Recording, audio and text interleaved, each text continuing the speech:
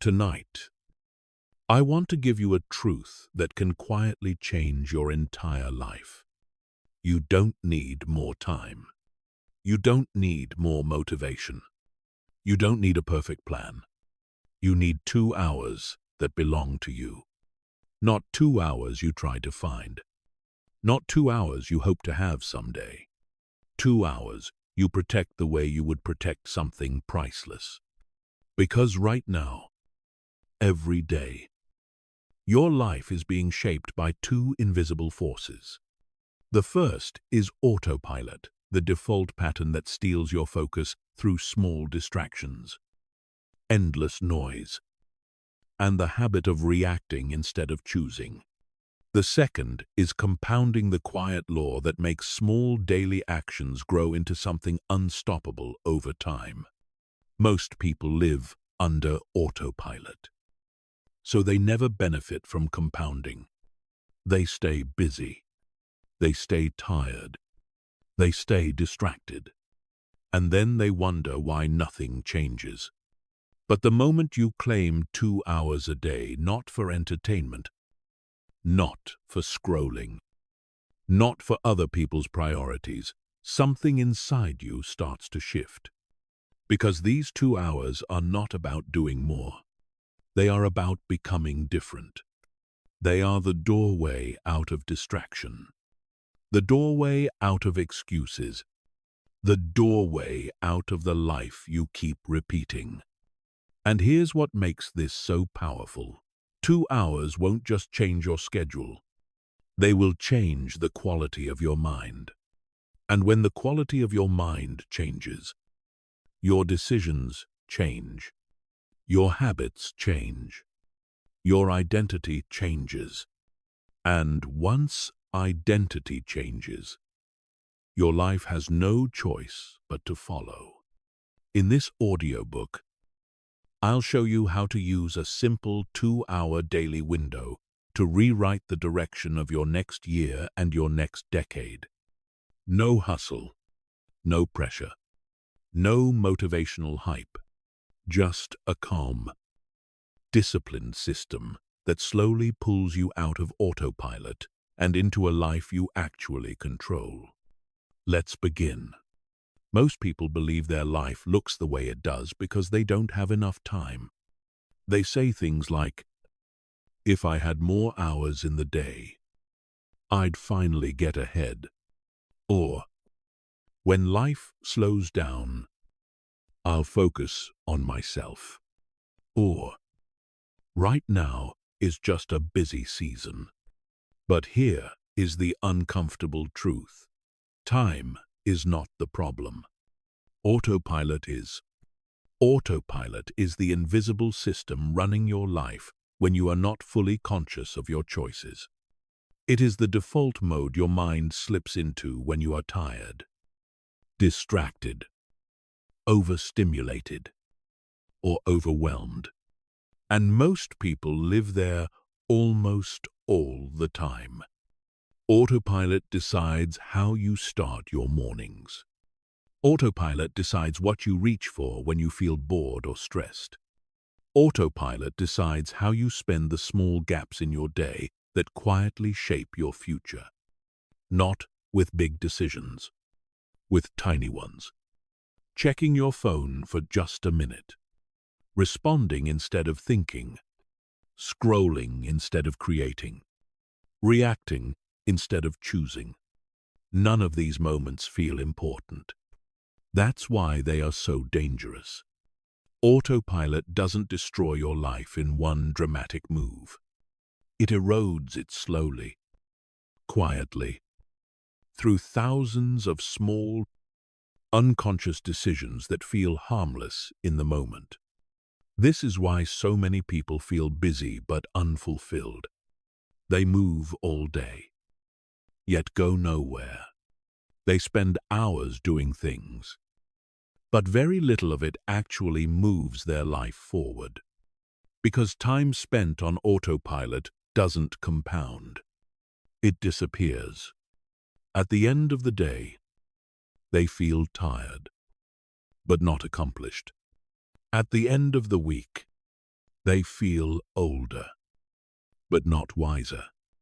At the end of the year, they feel shocked at how little has changed, not because they didn't work hard, but because they were never fully in control. Autopilot thrives in noise, notifications, endless content, other people's urgency, other people's opinions, other people's expectations. When your mind is constantly reacting, it never settles long enough to think clearly. And when you can't think clearly, you can't choose deliberately. Life begins choosing for you. This is why having free time doesn't automatically change anything. You can have a free afternoon and still waste it. You can have a free weekend and still feel empty afterward. You can even have a vacation and come back feeling exactly the same. Because if autopilot is still running, more time just means more distraction. This is the mistake most people make. They think they need more time, when what they actually need is different time. Time that is protected. Time that is intentional. Time that pulls them out of reaction and back into authorship. This is where the 2-hour habit begins. Not as a productivity trick, not as a hustle strategy, but as an interruption of autopilot. 2 hours is not powerful because it is long. 2 hours is powerful because it is long enough for your nervous system to slow down, your thoughts to settle, and your awareness to return. Most people never stay with themselves long enough for that to happen. They jump from input to input, from stimulus to stimulus, from distraction to distraction. The mind never gets quiet enough to see clearly, and clarity is the real currency. Without clarity, effort is wasted. Without clarity, discipline feels heavy. Without clarity, goals feel confusing and overwhelming. But the moment autopilot shuts off even briefly, you feel it. Your breathing slows. Your thoughts organize. Your priorities become obvious. You remember what matters. This is why the first purpose of the 2-hour habit is not achievement. It is regaining authorship over your attention.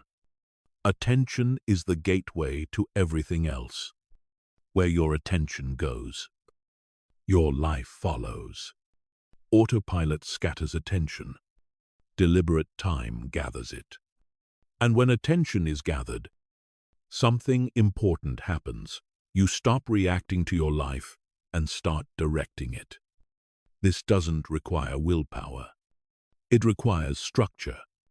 Autopilot is not defeated by motivation. Motivation is emotional, and emotions fade. Autopilot is defeated by environment and boundaries. When you create a daily window where distractions are removed, decisions are simplified, and the outside world is temporarily shut out, your mind naturally shifts into a different mode, a deeper mode, a calmer mode, a more powerful mode. This is why the 2-hour habit must be non-negotiable, not aggressive, not rigid, but protected. If the 2 hours are optional, autopilot will steal them. If they are flexible, distractions will creep in. If they are undefined, they will be consumed by noise. Autopilot always wins against vagueness. Clarity is its enemy. This is also why these 2 hours must belong to you. Not to emails, not to meetings, not to other people's problems. Those things may be necessary, but they do not build your inner foundation. And without a foundation, everything else becomes unstable. Think of it this way. If you never step outside the current of your life, you will always be carried wherever it flows. The 2-hour habit is stepping onto the riverbank. From there, you can finally see where you've been drifting and decide where you actually want to go. This is not about escaping responsibility. It is about choosing it consciously. Because once autopilot is interrupted consistently, patterns begin to reveal themselves. You notice what drains you. You notice what energizes you. You notice which habits move you forward and which ones quietly hold you back. Most people never notice these things because they never slow down long enough. Awareness changes everything. And awareness does not come from information. It comes from space. The 2-hour habit creates that space. At first, it may feel uncomfortable. Silence often does. When distractions are removed, thoughts you've been avoiding surface. Questions you've postponed appear. Feelings you've numbed become noticeable. This is not a problem. This is the process working. Autopilot keeps you comfortable but unconscious. Awareness can feel uncomfortable, but it gives you control. And control is what leads to change. In the next chapter, we will explore why these 2 hours don't just affect the time inside them, but begin to reshape the remaining 22 hours of your day in ways most people never expect. Because once autopilot loosens its grip, life starts rearranging itself naturally. At first glance, 2 hours a day doesn't seem like much. Out of 24, it looks almost insignificant. A small slice. A minor adjustment. That's why most people underestimate its power. They assume real change requires massive effort, radical schedules, or dramatic sacrifices. But life rarely shifts through extremes. It shifts through leverage. And 2 hours is leverage. Not because of what you do inside those hours, but because of what they quietly change outside of them. Most people experience their day as one long, unbroken stream. They wake up already reacting. Messages, noise, obligations, urgency. One moment blends into the next. There is no clear line between choice and reaction. That is how the remaining 22 hours get shaped by momentum. Not intention. But when you insert a protected 2-hour window, the entire structure of the day changes. It creates a reference point.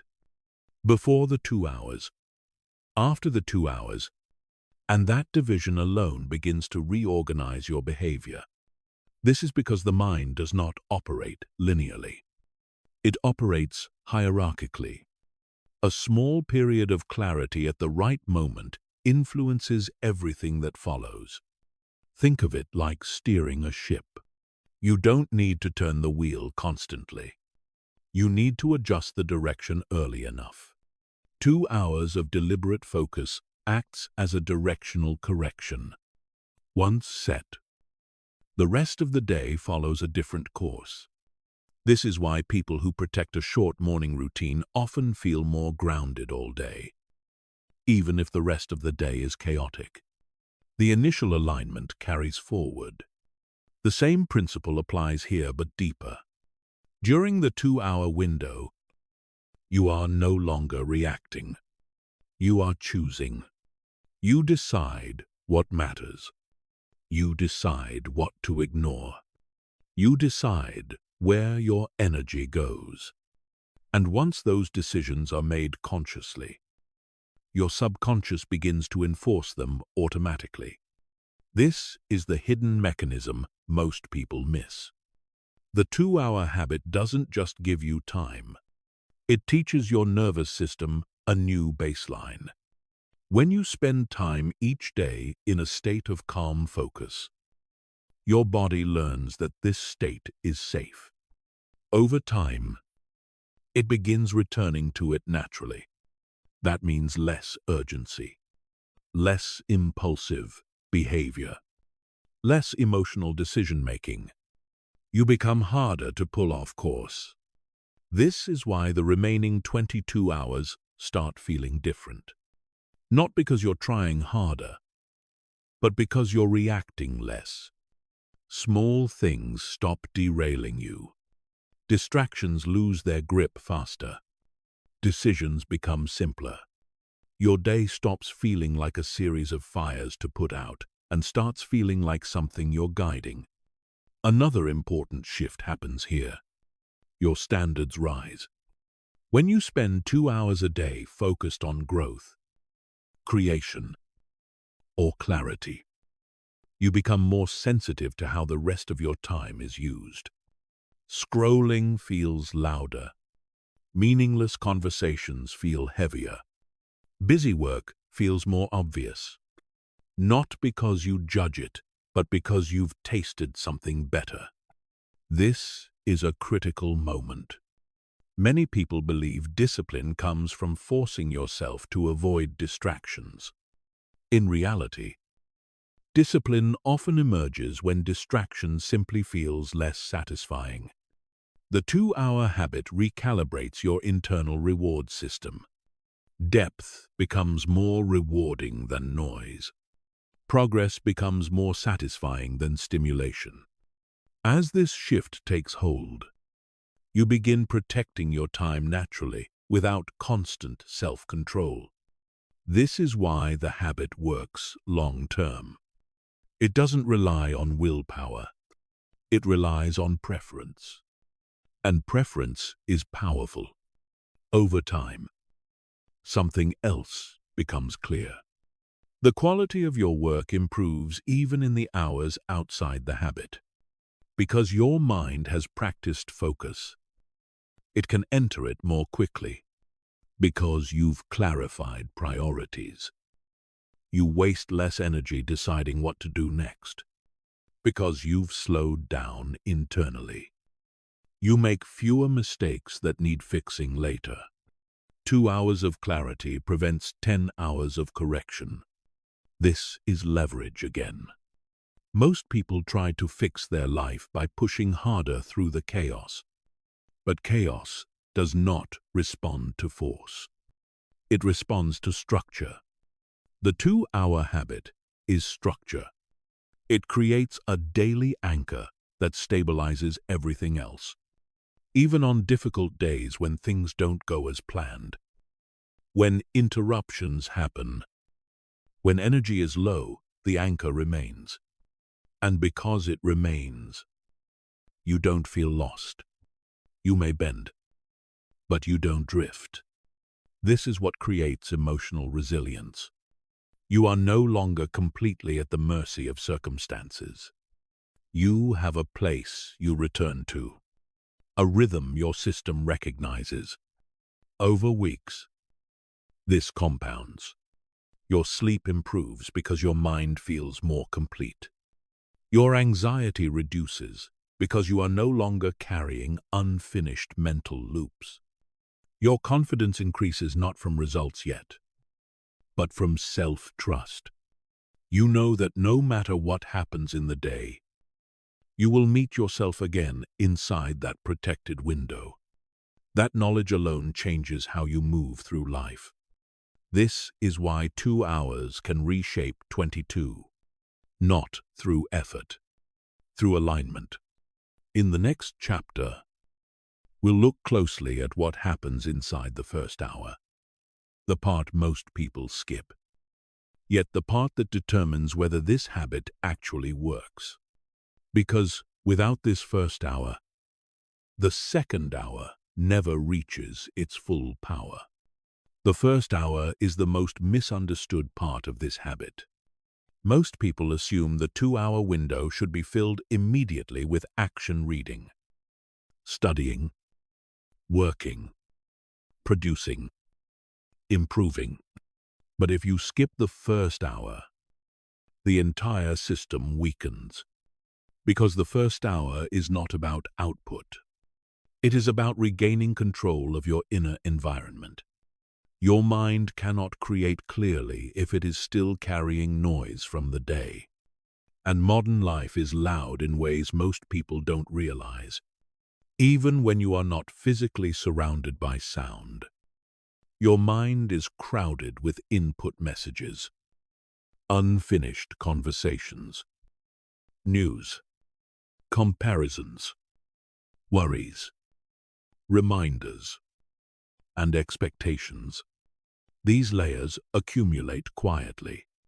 By the time most people sit down to focus, their attention is already fragmented. They try to concentrate with a nervous system that is still in reaction mode. That is why the first hour must be quiet. Not empty, not passive, but quiet. Quiet means removing unnecessary input long enough for your mind to settle back into coherence. This is not about meditation as a performance. You don't need to sit in a special posture or force your thoughts to stop. You simply need to create space. Silence is the fastest way to return authority to your attention. When external input stops, internal clarity begins. At first, this hour may feel uncomfortable. Without stimulation, your mind may jump restlessly. Thoughts you've been avoiding may surface. Impatience may appear. The urge to check your phone may feel strong. This is normal. It is not resistance to silence. It is withdrawal from distraction. For most people, distraction has become a coping mechanism. Silence removes that buffer, and awareness returns. If you stay with it even gently, something shifts. Your breathing slows. Your thoughts organize. Your nervous system exits urgency. This is the point where real thinking becomes possible. The first hour is not about doing nothing. It is about doing less, so you can do what matters. This hour can include slow reading, journaling, reflection, or simply sitting with a notebook and allowing ideas to surface naturally. The key is that it must be non-reactive. No notifications, no conversations, no jumping between tasks. One stream of attention. When attention stops scattering, it gathers strength. This is why people often have their best ideas in the shower, on a walk, or just before sleep. Not because they are trying harder, but because the noise has temporarily stopped. The first hour recreates that condition intentionally. It gives your mind permission to reset. And when the mind resets, perception sharpens. You start noticing patterns you missed before. You see problems more clearly and more calmly. You recognize priorities without forcing them. This is not productivity. This is orientation. Without orientation, action becomes wasted movement. The first hour gives you orientation. It also recalibrates your emotional state. Most people carry emotional residue from previous interactions throughout the day. A frustrating message, a tense conversation, an unresolved worry. These emotions influence decisions subtly but powerfully. Silence allows them to discharge. When emotions are processed instead of suppressed, they lose their grip. You stop acting from them unconsciously. This is where power returns. Power is not intensity. Power is clarity without tension. A calm mind makes better decisions than a motivated but scattered one. Another important function of the first hour is identity reinforcement. when you consistently show up for yourself in silence without entertainment. Without distraction, you send a message to your subconscious, my inner world matters. That message reshapes self-respect. You begin trusting yourself more, not because of achievements yet, but because of consistency. And self-trust is the foundation of every long-term change. The first hour also creates a boundary. It tells the world, I am not available to be pulled in every direction. Boundaries are not aggressive. They are stabilizing. A person without boundaries lives in reaction. A person with boundaries lives in direction. Silence is the boundary between the external world and your internal one. Once established daily, it becomes a place of return, even on chaotic days. You know there is a moment when the noise stops and you come back to yourself. This predictability is deeply calming to the nervous system. Over time, the effects compound. You become less reactive overall. You recover faster from stress. You feel more centered even in uncertainty. This is not accidental. You are training your system to recognize calm as normal.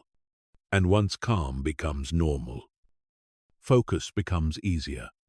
This is why the first hour must come before the second. Without silence, creation becomes forced.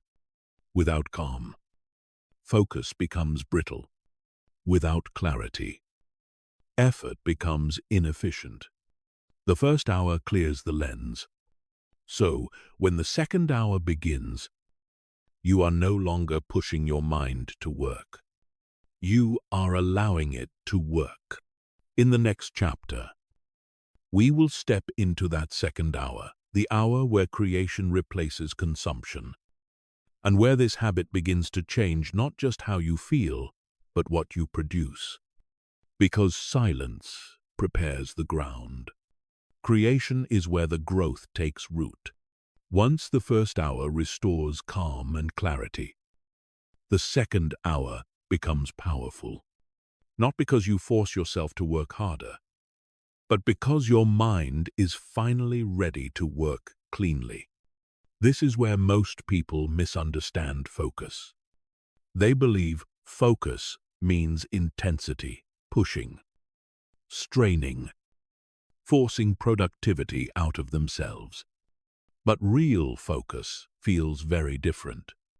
Real focus feels quiet, stable, undivided.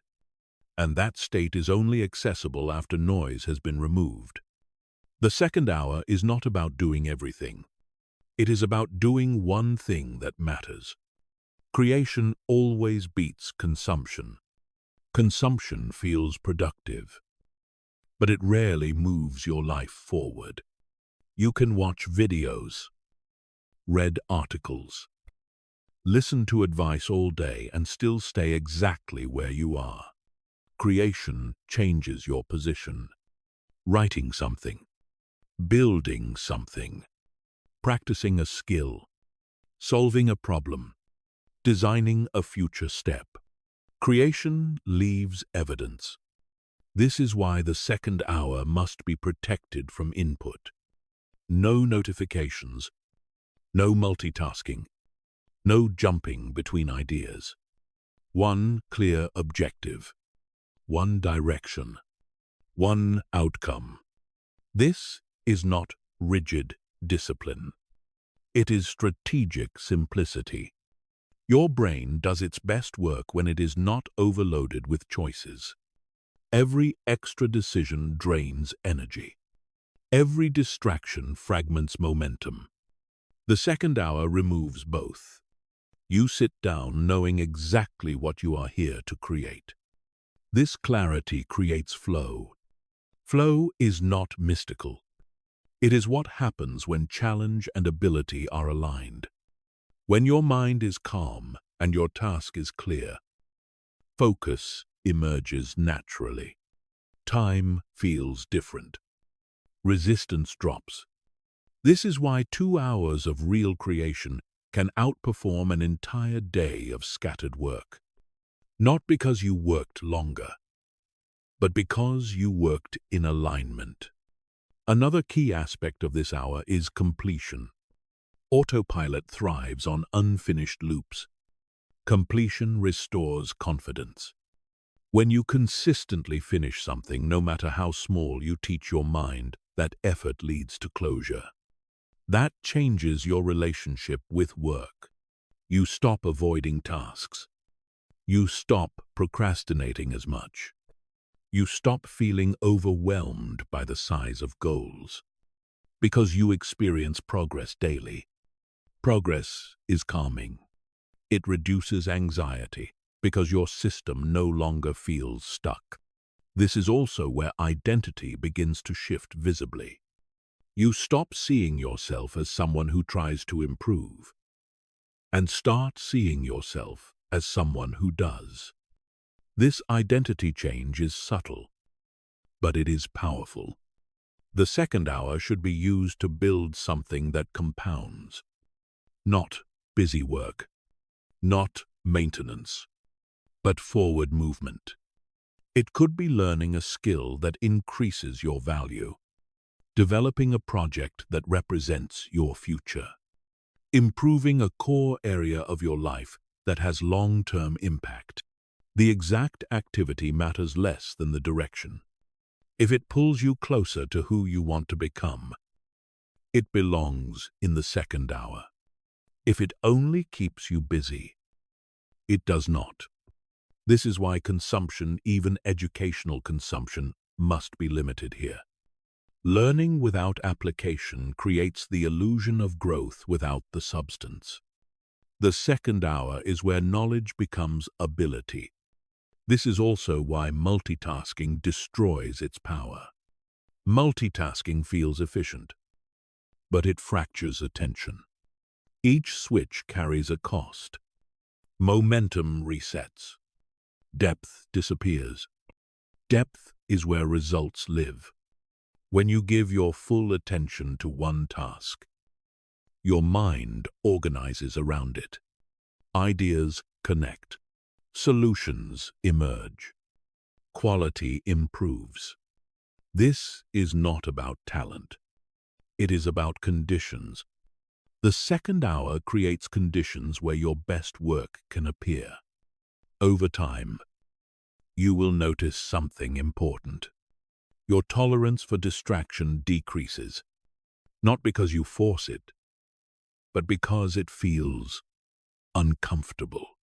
Noise begins to interrupt something valuable. Shallow tasks feel unsatisfying. This is how discipline becomes natural.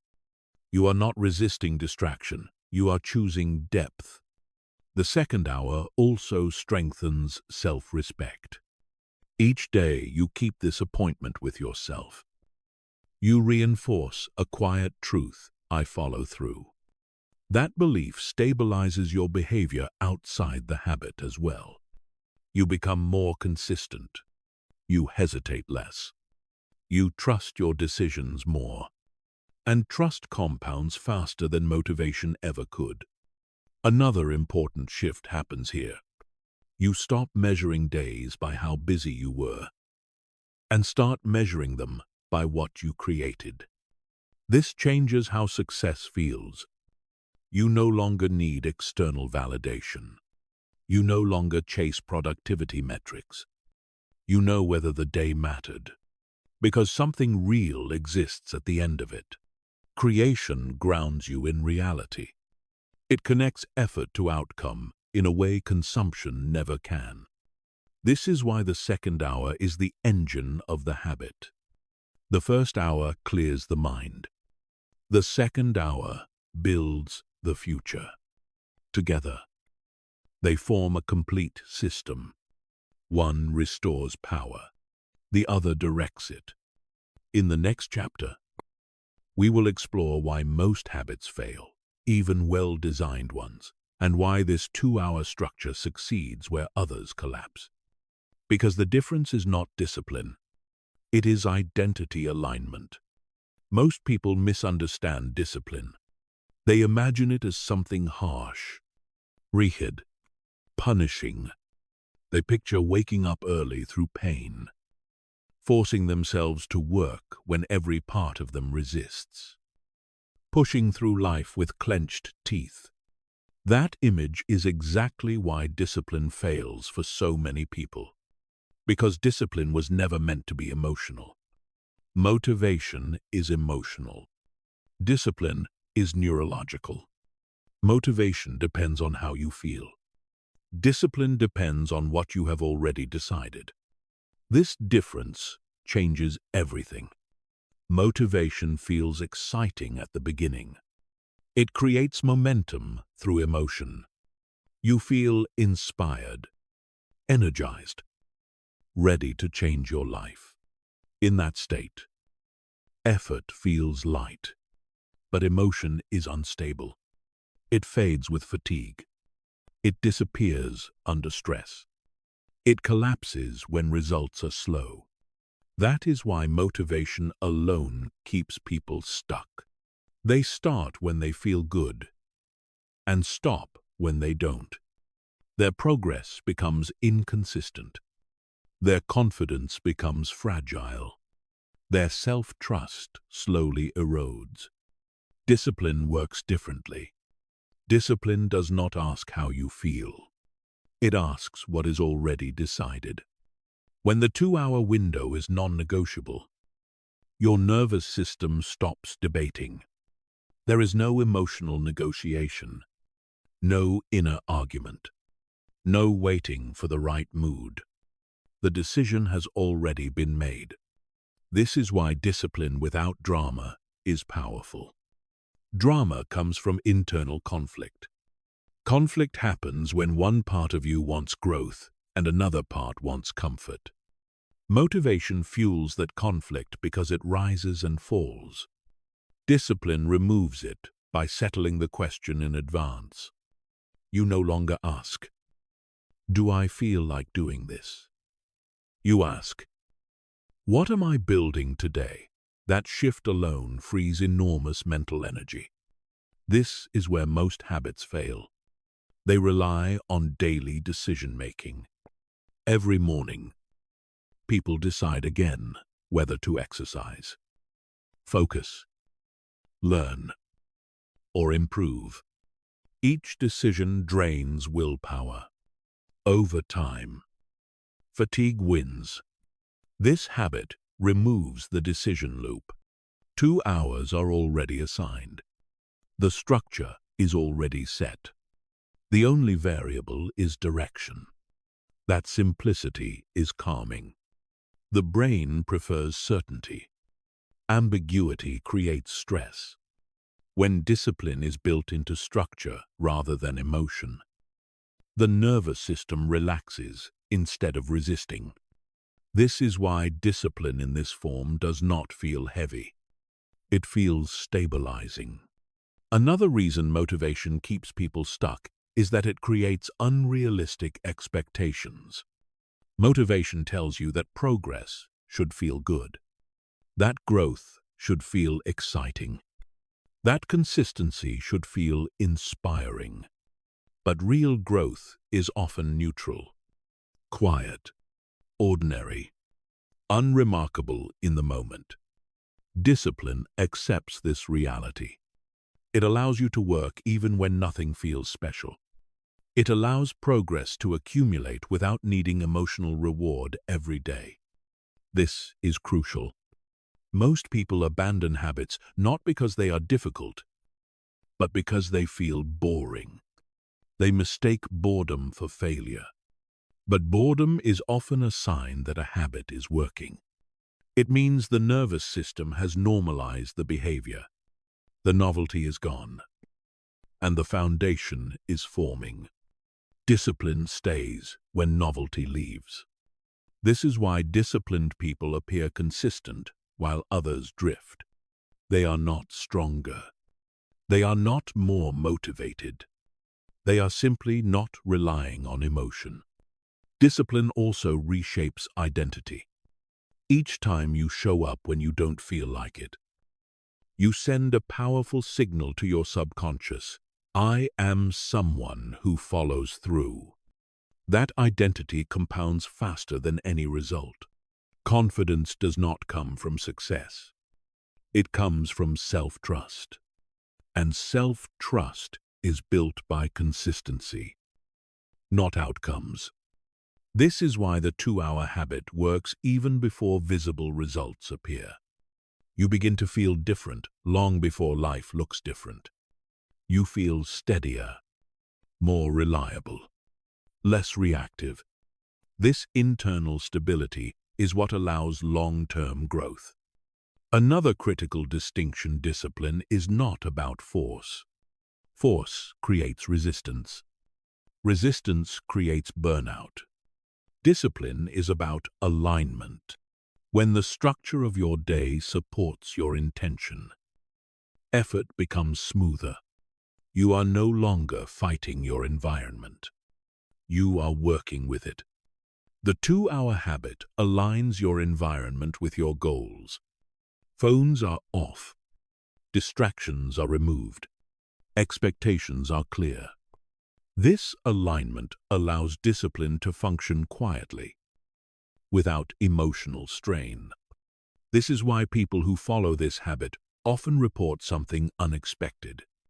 They feel calmer, not because they are doing less, but because they are doing what matters without inner friction. Motivation creates peaks and crashes. Discipline creates stability. And stability is where progress compounds. This habit also protects you from self-judgment. When motivation fails, people blame themselves. They feel weak, inconsistent, undisciplined. This creates shame, which further drains energy. Discipline without drama removes that cycle. You don't evaluate yourself daily. You don't label good days and bad days. You simply return to the structure. Miss a day, you return. Have a low energy session, you return. The habit is not broken by imperfection. It is broken only by abandonment. This mindset keeps momentum intact. Another important point: discipline creates freedom. This seems counterintuitive, but it is true. When decisions are settled, mental space opens. When structure is stable, creativity increases. When effort is consistent, anxiety decreases. You are no longer constantly planning, restarting, or correcting. You move forward. Freedom is not the absence of structure. It is the absence of internal chaos. Discipline reduces chaos. This is why disciplined people often feel more relaxed than motivated ones. They are not chasing energy. They are following direction. And direction does not require excitement. It requires commitment. Over time, discipline reshapes your relationship with effort. Effort becomes familiar, neutral, non-threatening. You stop resisting it emotionally. This is the moment when habits stop feeling like work and start feeling like who you are. And when discipline becomes identity, results accelerate naturally. In the next chapter, we will explore how focus itself becomes a weapon and why directed attention, applied correctly, multiplies the impact of these 2 hours far beyond what most people believe is possible. Because once discipline is stable, focus becomes unstoppable. Focus is not a personality trait. It is not something you are born with, and it is not a matter of intelligence. Focus is a condition, and when the condition is right, focus becomes one of the most powerful tools you can use to change your life. Most people believe they lack focus because they are lazy or undisciplined. The truth is simpler and more uncomfortable. They live in an environment designed to destroy it. Notifications interrupt thought. Messages fragment attention. Multitasking trains the brain to scatter. Over time, the mind forgets how to stay with one thing. That is why the magnifying glass principle matters. If you move a magnifying glass quickly under the sun, nothing happens. The light spreads, weak and harmless. But when you hold it still just a few inches above the paper, the same light becomes powerful enough to burn through. Your attention works the same way. Scattered attention feels busy, but it is weak. Focused attention feels calm, but it is strong. This is why 10 hours of distracted work often produce less than 2 hours of real focus. Not because of effort, because of direction. The 2-hour habit creates the condition where focus can emerge naturally. Silence in the first hour clears the mental fog. Structure in the second hour channels attention into one direction. That combination turns focus into a weapon. A weapon does not waste energy. It concentrates it. This is why focus must be intentional. You do not hope to focus.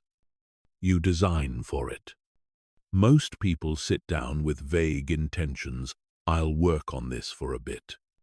Vague intentions produce vague results. The mind does not know where to aim. Focus requires a clear target. One task. One outcome. One finish line. When the mind knows exactly what it is here to do, resistance decreases. Confusion disappears. Energy organizes. This is why the focus protocol matters. Before the second hour begins, 3 things must be decided. First, the task. Not 5 tasks. Not a list. 1. Second, the boundary. Phones off. Notifications silenced. Environment simplified. Third, the ending. You know when the task is complete. Completion gives focus its power. Without a clear ending, the mind stays tense. With a defined finish, attention relaxes into the task. This is not pressure. It is containment. Containment allows depth. Another important truth: focus is fragile. It takes time to build and seconds to lose. Each interruption resets the brain. Each context switch carries a cognitive cost. Over time, these costs accumulate and leave you feeling exhausted without knowing why. This is why multitasking is so damaging. Multitasking does not make you efficient. It makes you shallow. Your mind never enters depth. Ideas stay on the surface. Quality suffers. Meaning disappears. Depth is where insight lives. The 2-hour habit protects depth. By limiting your attention to one task, you allow your mind to sink below the surface level of thinking. Patterns connect. Solutions emerge. Creativity appears. This is when work stops feeling like effort and starts feeling like flow. Flow is not something you chase. It is something you allow. And you allow it by removing interference. This is also why focus changes how time feels. When attention is scattered, time drags and exhausts you. When attention is focused, time compresses. You look up and realize you've done more than expected. That experience builds confidence. You begin trusting your ability to produce real results in limited time. That trust reduces anxiety about the future. Another critical effect of focus is emotional regulation. A focused mind is a calm mind. When you are fully engaged in one task, worry fades into the background. Rumination quiet. Stress loses its grip. This is not escape. It is engagement. Engagement grounds you in the present moment, where action is possible. This is why focus is therapeutic as well as productive. It stabilizes the nervous system. Over time, consistent focus retrains the brain. Your tolerance for distraction decreases. Your ability to enter depth increases. Your patience grows. This is not because you are forcing yourself. It is because your brain is adapting to a new norm. Focus becomes familiar, and what is familiar becomes comfortable. Another reason focus is a weapon is that it compounds. When you focus deeply on one area, repeatedly, skill builds faster. Understanding deepens. Confidence strengthens. You stop dabbling. You stop starting over. You move forward. This forward motion creates momentum, which we will explore in a later chapter. But it begins here. With the ability to hold your attention steady, focus also changes how you see opportunities. When your mind is scattered, opportunities look overwhelming. When your mind is focused, opportunities look manageable. You break them into steps. You move deliberately. You follow through. This is why focused people often appear decisive. They are not rushing. They are not reckless. They are simply clear. Clarity comes from sustained attention. In a world that profits from distraction, focus is a quiet form of resistance. It is a choice to live deliberately. The 2-hour habit gives you a daily space where distraction has no authority. Inside that space, focus becomes strong, and once focus is strong, effort multiplies. In the next chapter, we will see how small habits built in this focused state begin to reshape identity itself, and why identity change is the true engine behind lasting transformation. Because when identity shifts, focus no longer needs to be forced. It becomes natural. Most people think habits change results. They do, but that is not where their real power lies. Habits change identity first. Results come later. This is the mistake most people make. They look at habits as tools to get something: more money, better health, more discipline, more success. And when results are slow, they abandon the habit. But habits are not levers for outcomes. They are evidence for who you are becoming. Every habit you repeat is a vote for an identity. When you protect 2 hours a day, you are not just managing time. You are teaching your subconscious something far more important. This is the kind of person I am. That message, repeated daily, rewrites your self-image, and self-image quietly governs everything else. Most people try to change their life by changing behavior without changing identity. This creates friction. The old identity resists the new behavior, and eventually the behavior collapses. This habit avoids that conflict. It does not demand a sudden transformation. It allows identity to shift gradually through proof. Each day you show up, even imperfectly. You accumulate evidence.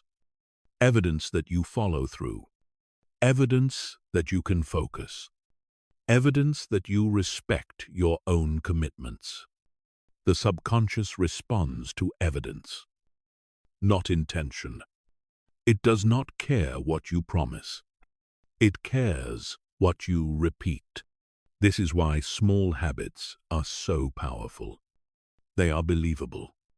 Your mind accepts them easily because they do not threaten your sense of self. There is no internal resistance to small, consistent action.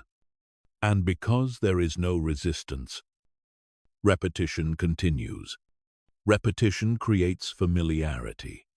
Familiarity creates identity. Identity creates behavior automatically. This is the compounding effect most people never see. At first, the habit feels small, insignificant, easy to dismiss. But under the surface, identity is being rewritten quietly. You begin thinking differently. Not because you force positive thoughts, but because your reference point has changed. You see yourself as someone who invests in growth. You see yourself as someone who creates before consuming. You see yourself as someone who chooses focus over noise. This self-perception influences decisions without effort. You choose differently at the store. You speak differently in conversations. You manage your time differently. None of this feels dramatic. That is why it lasts. Another reason small habits succeed is that they build self-trust. Self-trust is not confidence. Confidence is emotional. Self-trust is structural. Self-trust is knowing that when you say you will do something, you follow through. Every small promise you keep strengthens this trust. Every broken promise weakens it. Most people break promises to themselves daily without noticing.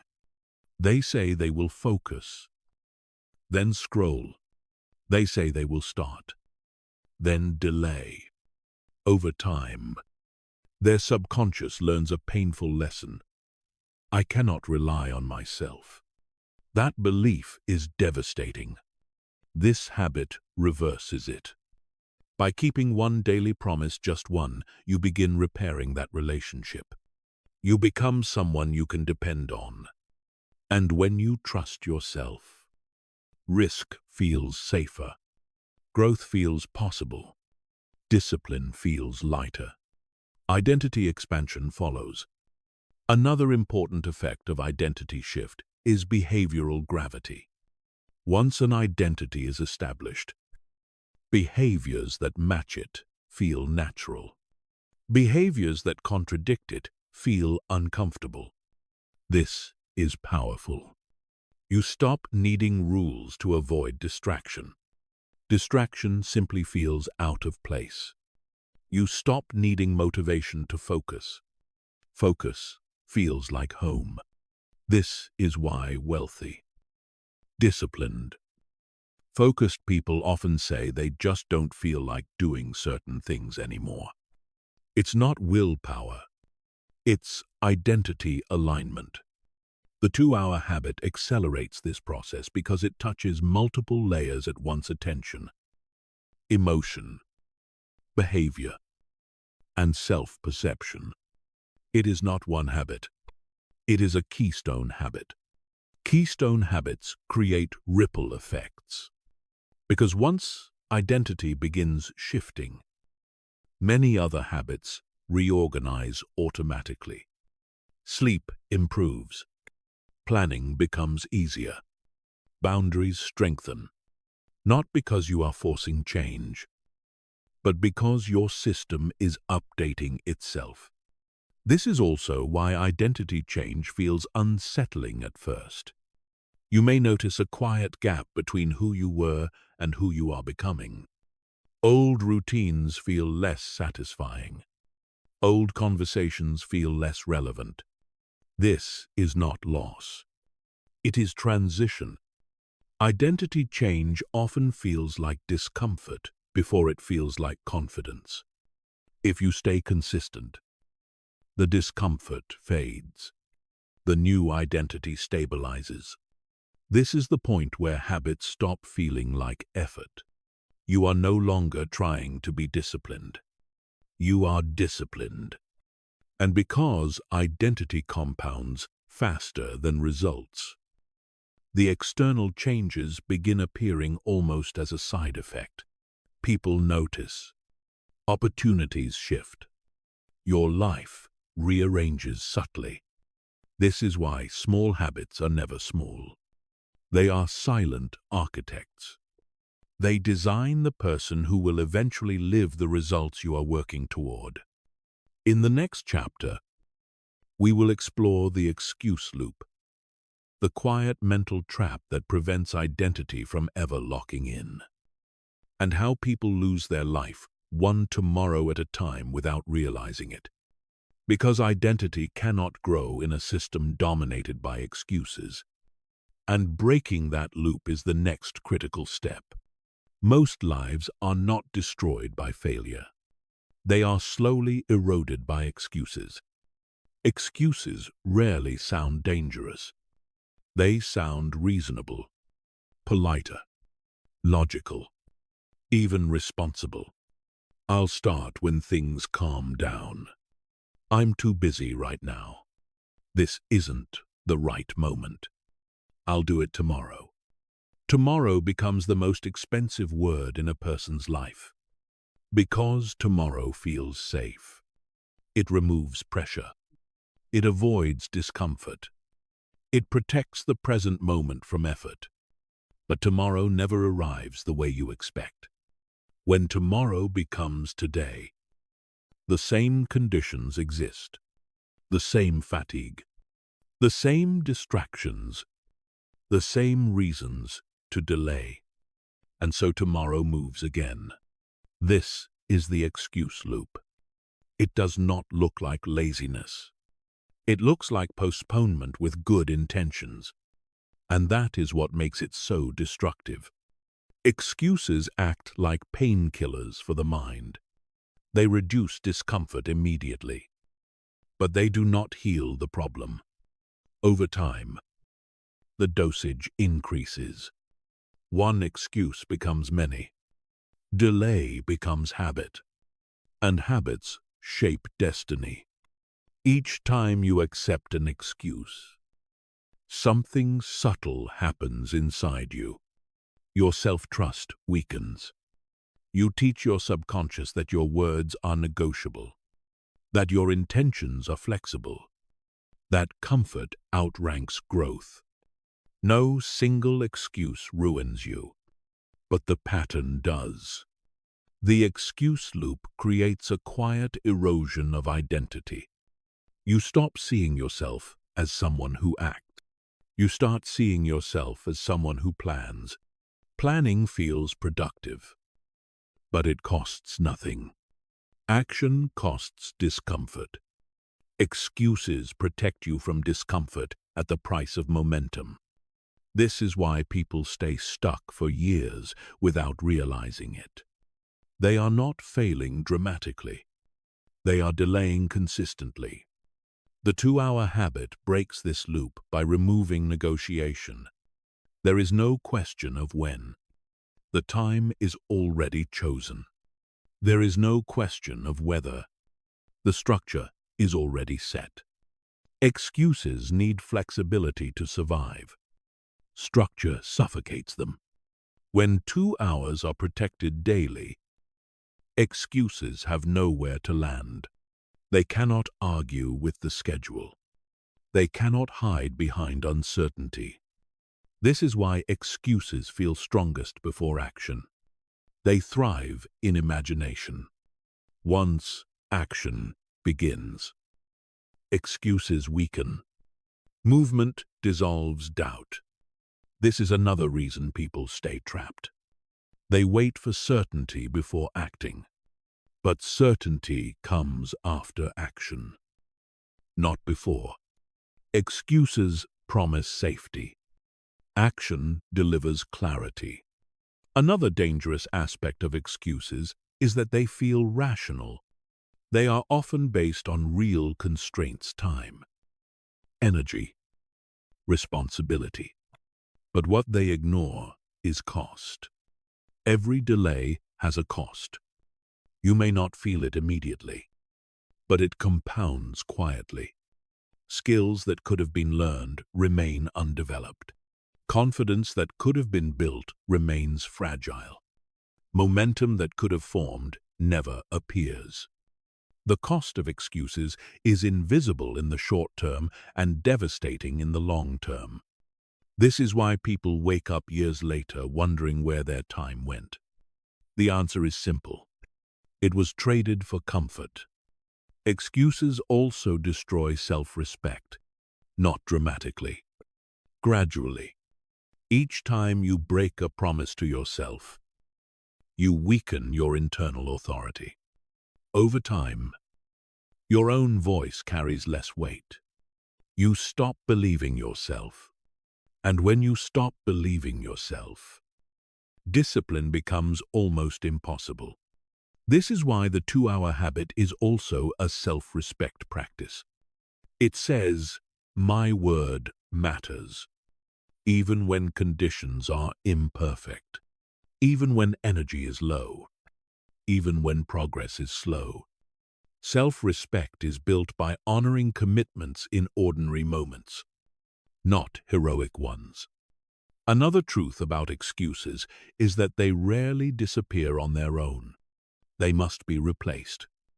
You don't eliminate excuses by arguing with them. You eliminate them by acting despite them. Structure makes this easier. You do not need to fight excuses mentally. You simply show up physically. Action weakens excuses faster than logic ever could. This is why disciplined people appear decisive. They are not debating internally. They are following a pattern. The excuse loop also shrinks your world. The more you delay, the fewer risks you take. The fewer risks you take, the smaller your confidence becomes. Over time, life feels narrower. This is not because opportunities disappeared. It is because action did. Breaking the excuse loop restores expansion. Movement creates options. Options create confidence. Confidence fuels further movement. This is momentum beginning to form. In the next chapter, we will explore that moment when momentum takes over, when effort starts feeling lighter, decisions feel easier, and progress no longer depends on willpower. Because once excuses lose their power, momentum becomes your greatest ally. And when momentum arrives, everything starts to move. At the beginning, everything feels heavy, not because the work is hard, but because nothing is moving yet. This is the phase where most people quit. They show up for a few days, maybe a week, sometimes even a month. They put in effort, protect time, try to focus, but results feel small. Progress feels invisible, and so they assume something is wrong. It isn't. They are just before momentum. Momentum is not excitement. It is not motivation. It is not intensity. Momentum is when effort starts producing movement instead of resistance. And that only happens after consistency has been paid in full. Think of pushing a car. At first, the car doesn't move. Every push feels pointless. Your body strains. Your mind doubts. And nothing seems to change. This is where excuses return. Maybe this isn't working. Maybe I need a different approach. Maybe I should stop and rethink. But if you keep pushing slowly, steadily, something subtle happens. The car begins to roll. At that moment, effort changes quality. You are no longer fighting inertia. You are guiding motion. That is momentum. The 2-hour habit is designed to get you past inertia. At first, those 2 hours feel demanding. They require structure, discipline, and patience. But as repetition continues, your system adapts. Your mind enters focus faster. Your resistance decreases. Your decisions require less energy. This is the moment when the day gets easier. Not because life becomes simpler, but because you become more stable. Momentum reduces friction. You stop starting over every day. You stop renegotiating commitments. You stop questioning your direction constantly. Your nervous system recognizes the pattern and relaxes into it. This is why people who build momentum appear calm. They are no longer pushing against uncertainty. They are moving within certainty. Momentum also sharpens decision-making. When you are consistent, your feedback loop shortens. You see what works and what doesn't more quickly. You adjust without overthinking. Indecision fades. You choose faster because you trust the process. This is one of the most underestimated benefits of momentum. Clarity increases. When you act consistently, you learn faster. Experience accumulates. Patterns reveal themselves. You no longer need to think as much. You know. Another sign momentum has arrived is emotional lightness. Not happiness. Lightness. Tasks feel less intimidating. Challenges feel manageable. Setbacks no longer feel personal. This is because momentum absorbs shock. Just like a moving train can pass over obstacles that would stop it if it was standing still. A person with momentum can move through difficulties without losing direction. Bad days still happen. Low energy still appears. But you do not stop. You slow down and then continue. This is critical. Most people confuse slowing down with failure. Momentum teaches you that slowing down is still movement, and movement preserves identity. Momentum also changes how you perceive time. You stop obsessing over how long things will take. You focus on showing up. Progress becomes something you expect rather than something you hope for. This expectation is powerful. It stabilizes effort. When you expect progress, you stop needing proof every day. You trust the arc. This is why momentum is more valuable than motivation. Motivation spikes and crashes. Momentum carries you through. Another important shift occurs here. Your environment begins responding differently. People notice your consistency. Opportunities appear naturally. Conversations change. Not because you are trying to impress anyone. Motion creates visibility. This is why momentum often looks like luck from the outside. But it is not luck. It is accumulated consistency becoming visible. Momentum also reduces fear. Fear thrives in stagnation. When nothing moves, fear has space to grow. When you are in motion, fear loses influence. Action grounds you in reality. This is why the 2-hour habit eventually feels protective. It becomes a safe structure you rely on during uncertainty. No matter what happens in the world, you know there is something you will do today that moves you forward.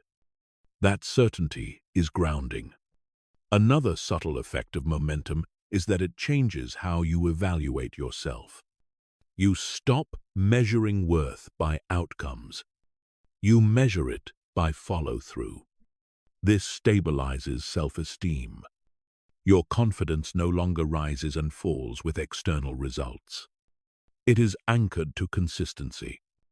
This is what allows long-term growth without burnout. Momentum also makes quitting uncomfortable. This is important. At the beginning, quitting feels easy. Later, quitting feels unnatural. Not because you are forcing yourself, but because stopping breaks a rhythm your system has adapted to. Momentum creates its own gravity. And once that gravity exists, forward movement becomes the default. In the final chapter, we will reach the emotional peak of this journey, the moment when you realize you are no longer building a habit. You are writing a contract with your future self. Because what you are really doing with these 2 hours is deciding who will benefit from them years from now.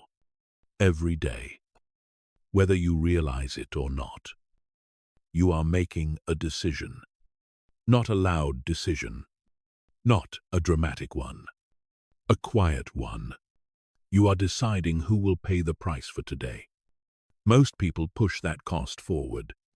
They delay effort, avoid discomfort, and trade long-term growth for short-term relief. And the bill doesn't disappear. It is simply sent to their future self. Your future self is the one who carries the weight of habits you didn't build. Your future self is the one who lives with skills you didn't develop. Your future self is the one who pays for time you didn't protect. The 2-hour habit is not about today. It is about who you are protecting tomorrow. When you claim 2 hours for yourself, you are writing a contract, not on paper, but in behavior. The contract says, I will not leave you unprepared. I will not leave you weak. I will not leave you dependent on luck. Most people think about comfort today and hope tomorrow works out. Disciplined people reverse that logic. They accept a little discomfort now, so their future self can live with choice. Think about health. A short walk today seems small, but 10 years later, it is the difference between strength and limitation. Think about learning. 30 minutes of reading today feels insignificant, but years later, it becomes clarity, confidence, and opportunity. Think about money. Small discipline today becomes freedom later. Small indulgence today becomes pressure later. You cannot escape this trade. You can only choose who pays. The 2-hour habit makes this choice visible. It forces you to confront a question most people avoid. Am I acting like someone who cares about the person I will become? Every protected hour is an act of respect toward that future version of you. Not dramatic respect, practical respect. The kind that builds quietly and compounds relentlessly. This is why the habit eventually feels meaningful. Not because it is impressive, but because it is honest. It doesn't promise instant transformation. It promises preparation. Preparation is underrated because it is invisible. No one applauds it. No one notices it early. But when opportunity appears, preparation decides everything. Opportunities do not reward potential. They reward readiness. And readiness is built in private. This is why so many people feel unlucky. They wait for opportunity without building the capacity to hold it. The 2-hour habit fixes that. It prepares you slowly, daily, and without drama. Another truth about the future self is this: they are not wiser by default. They are simply the sum of what you repeat now. If you repeat distraction, your future self inherits confusion. If you repeat discipline, your future self inherits stability. If you repeat avoidance, your future self inherits regret. This is not philosophy. It is arithmetic. Habits add up. This is why consistency matters more than intensity. Intensity creates stories. Consistency creates lives. The 2-hour habit is a commitment to consistency, not perfection, not heroics. Just showing up, even on days when nothing feels special. Especially on days when nothing feels special, because those are the days that decide identity. This habit also gives you something rare in the modern world: peace. Peace does not come from doing less. It comes from knowing you are not neglecting what matters. When you invest in yourself daily, guilt fades, anxiety softens, you stop feeling behind. Not because everything is solved, but because you are moving in the right direction. That direction matters more than speed. And here is the final truth: 2 hours is not a sacrifice. It is a trade. You trade noise for clarity. You trade reaction for direction. You trade comfort now for freedom later. And that trade, repeated daily, makes change inevitable. One day you will look back and realize something quietly profound. Your life didn't change all at once. It shifted gradually, then suddenly. Because habits work in silence until they don't. And when they reveal themselves, it feels like overnight success. But you will know the truth. It was 2 hours a day. Protected, focused, honored. That was the contract. And you kept it. Before we end, take a quiet moment with this thought. Nothing you just heard requires talent. Nothing requires permission. Nothing requires a perfect starting point. It only requires a decision. A decision to stop letting your life be shaped by default. Because the truth is, your future is not being decided by big moments. It is being decided by what you repeatedly protect and what you repeatedly ignore. 2 hours a day may not look powerful on the surface, but it is powerful for one simple reason: it puts you back in control. Control of your attention. Control of your growth. Control of your direction. When you protect 2 hours, you stop living reactively. You stop waking up already behind. You stop handing your best energy to distractions, obligations, and other people's priorities. You begin living deliberately. And deliberate living changes everything. Not overnight. Not dramatically, but permanently. You don't need to overhaul your life tomorrow. You don't need to feel motivated. You don't need to know exactly where this leads. You only need to start showing up for yourself. 2 hours. Every day. Non-negotiable. Some days, those hours will feel powerful. Other days, they will feel ordinary. Both count. Because the habit is not about how you feel. It is about who you are becoming. And the person who keeps this promise to themselves becomes someone different. More focused. More confident. More capable. More calm. Over time, opportunities feel less intimidating. Decisions feel clearer. Progress feels natural instead of forced. You stop chasing change and start growing into it. So here is your invitation. Tonight, don't promise yourself a new life. Promise yourself 2 protected hours. Tomorrow, keep that promise again. And the next day, and the day after that, let the results come quietly. Let the momentum build slowly. Let the identity shift naturally. And one day, without announcement, you will realize something profound. You are no longer trying to change your life. You already did. If this message resonated with you, stay with this channel. These audiobooks are designed to help you think clearly, act deliberately, and build a life that compounds in your favor, especially at night.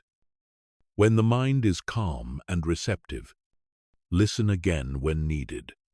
Apply slowly, and protect what matters. Because 2 hours a day is not a habit. It is a declaration. And once you make it, your life will never move in the same direction again.